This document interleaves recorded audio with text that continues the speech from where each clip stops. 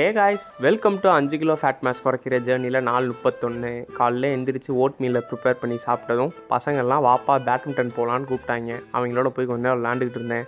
போன மேட்ச் தோற்றதுலேருந்து இப்போ ஏதோ ஓரளவுக்கு அந்த வெறியோடு நல்லா விளாட்றேன்னு நம்புகிறேன். கூடிய சீக்கிரத்தில் பார்ப்போம் எப்படி போகுதுன்னு. அதை முடிச்சுட்டு நேராக நம்ம இளநீ கடை தான். ஆனால் இன்றைக்கோ சிக்கன் வாங்க முடியல. எதனாலனா நம்ம லேட்டாகவே எந்திரிக்கிறனால கடை இல்லை. ஒரு நாள் கொடுப்பாங்க, 2 நாள் கொடுப்பாங்க. ஒவ்வொரு நாளும் நம்ம லேட்டாக போகிறதுக்கு அவங்க கொடுப்பாங்களா என்ன? லஞ்செல்லாம் சாப்பிட்டு முடிச்சுட்டு கிளாஸ் போகலான் இருந்தேன். ஆனால் நம்ம ஓனர்கிட்ட ஏசி ஒழுங்காக ஓடலன்னு கம்ப்ளைண்ட் பண்ணதுனால ஒரு ஆள் அனுப்பிச்சு ஏசியை நல்லா வாஷ் பண்ணி விட்டாப்புல. இந்த வாஷ் பண்ணுறதை நானே பண்ணிடுவேன் தான் என் மைண்டில் ஓடிக்கிட்டு இருந்துச்சு. ஆனால் இந்தளவுக்கு டீப்பாலாம் நான் பண்ண மாட்டேன். அடுத்து அவர் போனதும் நல்லா சாப்பிட்டு ஒரு உரக்கட்டை போட்டுட்டு ஜிம்மு ஈவினிங்காக இருந்துச்சு. நல்ல ஒரு தரமான பேக் டே. அதை போய் நல்லா பிரித்து எடுக்கலாம். நல்லபடியாக கேமரா ஆங்கிள்லாம் அப்படி எப்படின்னு கொஞ்சம் ஸ்மார்ட்டாக வச்சு நல்லா எடுத்துருக்கேண்ணா.